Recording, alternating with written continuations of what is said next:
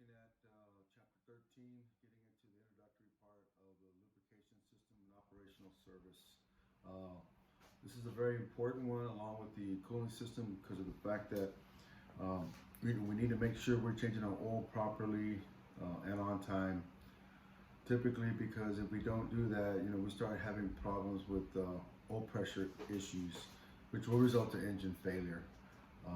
We talked about in the last section on the cooling system that the cooling system is an area that causes a great concern of why we have a whole bunch of problems with our engine. And it leads and stems also to another aspect of it, which is important, which is the lubrication system. The lubrication system is, of course, governed and mandated by our manufacturers to make sure and ensure that we have the proper and the correct type of oil that goes in our vehicles. Too many issues that I have seen from stemming with engine failure issues is because customers have changed oils and the ones that do it themselves put the wrong viscosity all the time. And that causes a creative problem within the oil pump area and the pressure relief valve and the pickup screen, which helps starve the engine of oil, the proper type of oil that they're supposed to have. So we're going to get into it right now with on 278 here, looking at the lubrication. Of course, the reason behind it is because it helps reduce friction and wear of our engine. Okay, it helps cool the engine if it's while it's flowing through the engine through all the oil galleries, and we're going to get into the areas of how the lubrication system flows throughout the engine here in just a second here. It helps absorb shock. It helps quiet the operation of the engine while the engine is running. Remember, we've got friction, metal material taking place every time that engine is starting.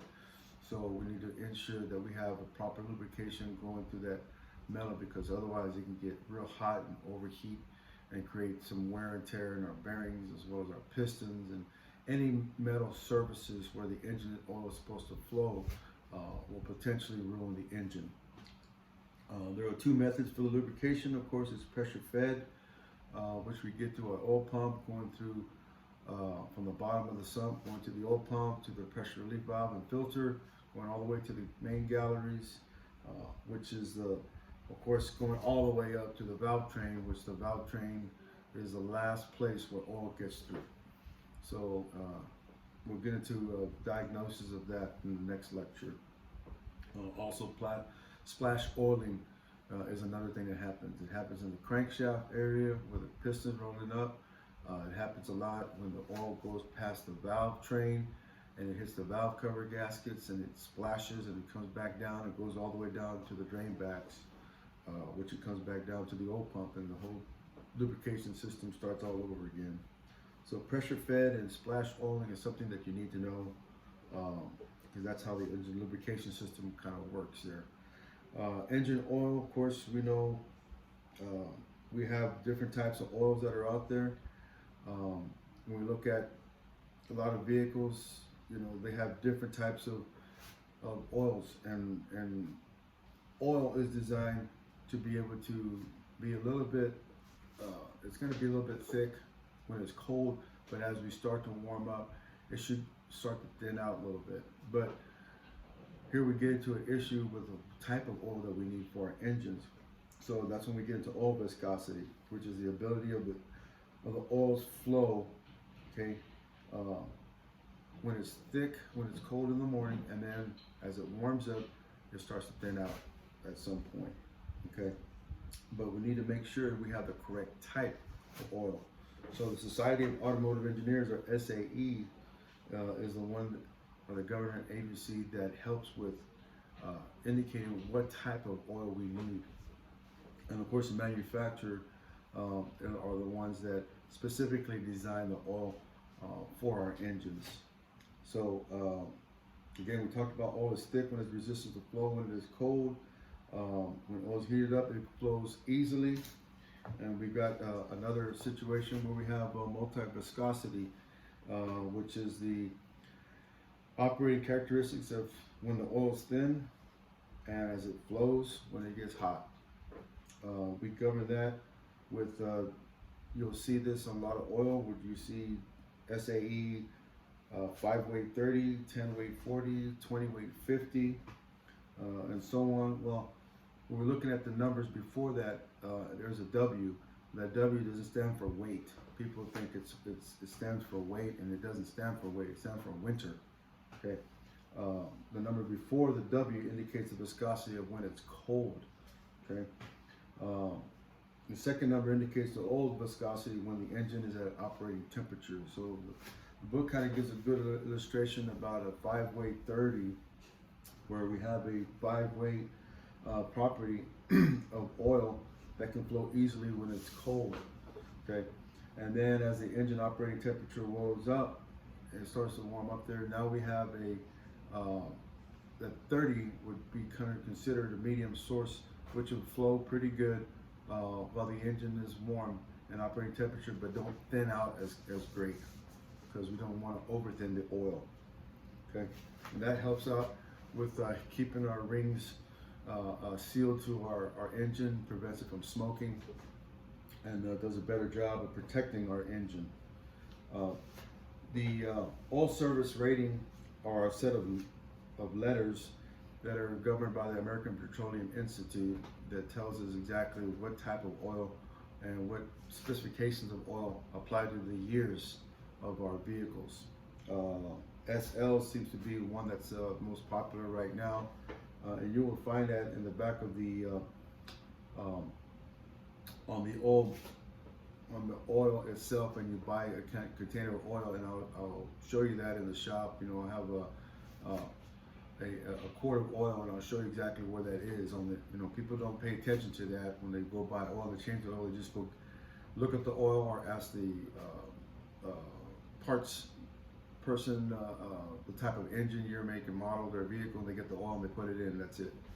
It'd probably be a good idea to pay attention to that. I know as a engine repair student to look at the oil itself and make sure we have these service ratings and APIs on there that gives us the seal, the manufacturing API seal, American Petroleum Institute seal, that's on there. That way we know exactly what kind of oil we have, the service rating of it is. It's kind of important to know. So we've got the API certification mark that we'll see. It looks like a little starburst symbol on there, and that certifies that that's a good oil to get. So be careful and mindful when you buy oil that there is an API certification label on it. We don't want to buy some kind of off-brand oil and put on our engine, because that could, that could potentially harm our engine if we do it that way. Lubrication system parts. Basically, we've got an oil pan. We've got our oil pan, the pump, the filter, the galleries. Okay, we have, of course, the engine bearing clearance that goes in between there. Oil pumps, of course. We've got a couple of types of oil pumps, and what they're designed to do. They're grid driven or crankshaft driven, or rotary driven on some other late model vehicles. And we'll get a chance to show you a couple of oil pumps in the lab when I go down there today. A couple of types of oil pumps that we have out there that are gear driven. Some of them are crankshaft driven. Okay, incorporated with a timing chain cover. Okay, I'll show you a couple of those when we get there. Oil pickup screen, of course, that's got a screen that picks up and it filters any type of debris and residue that gets embedded inside the oil and lubrication assembly. So we do have a screen in the bottom of the pickup tube that helps screen and filter out before it actually goes to the filter. And we'll get into that in the troubleshooting, because I've got a couple of incidents and troubleshooting that I can show you, or actually tell you about some of the low oil pressure problems that I have experienced with technicians putting too much RTV on oil pan gaskets and on timing chain cover gaskets that would literally clog up the pickup tube screen and cause, of course, a loss of pressure to the engine. The oil filter itself, we have a couple of types: a spin-on filter, and then we have a cartridge filter. Most of the oil filters have a filter bypass valve, and it helps protect the engine from oil starvation, and the fact that we have a clogged up oil filter where it provides unfiltered oil to the engine. But typically, we need to make sure we're doing our oil changes correctly. We have, every manufacturer has their, now we have an oil change soon reminder light that tells us exactly when to change our oil. We have, and that's something that we have to reset after we do an oil change. Anywhere between 5,000 and some say 10,000 miles before you do your first oil change. There's just some, discrepancies with that in my opinion, 3 months or 3,000 miles is a good time to change your oil on a regular basis, because after 2,500 miles, we lose about a half a quart of oil. And that's because of normal wear and tear driving. So just kind of keep that in mind. That's actually what takes place inside an engine. The oil filter, we've got the oil cooler. Of course, some vehicles have an oil cooler that goes and it links up. A lot of it you'll see on a lot of heavy duty trucks. It looks like a separate radiator that helps cool the oil before it returns back to the engine. And it's a pretty good thing. It lowers the temperature of the oil. So we see a lot of those on heavy duty vehicles and turbocharged engines. On the oil pan itself, I want to kind of reiterate, there is a baffle that goes inside there that helps prevent oil from escaping a lot during cornering and hard bumps. When oil is splashing throughout the whole system, it kind of helps protect the oil and keeps it down there so the oil pump can pick up the oil every time the oil is sloshing and moving, especially during turns or like I said, hitting speed bumps. A windage tray is another one that's on there that gets bolted on to the engine block up underneath there, usually held by about 4 bolts, small little 10mm bolts. In other words, that kind of helps out with keeping the oil down so we don't lose a lot of oil when the pickup screen has to pick up the oil right away. Because otherwise, if we don't have it properly set, a lot of oil aeration could take place, which can cause problems and help break down the oil. Our oil level indicator is another thing that we look at that tells us where our oil's at.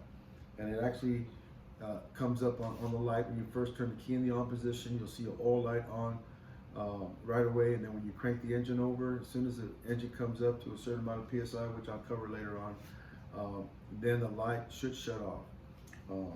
Or we do have an oil pressure gauge, which I really like better than the oil light. When the oil light comes on and you don't have a gauge, that's not a good thing. It kind of scares the customer in a way, but on your oil pressure gauge type on the dash, I kind of like to see that better. That exactly tells me and the customer, how that engine pressure is running, and that's governed by the oil pressure sending unit. The oil pressure sending unit is the one that directs the electrical pressure to the gauge based on the pressure that gets on the bottom part of the sending unit from the oil pump. Okay. We've got next time what we're going to cover is troubleshooting on lubrication systems. I'll be doing a demonstration on how the oil pump is working with doing an oil pressure test, along with showing you some of the oil pumps that are out there. I'll show you the gear mesh type of oil pump, and then I'll show you the rotary type oil pump when I get to the lab there. Okay, you guys take care and be safe.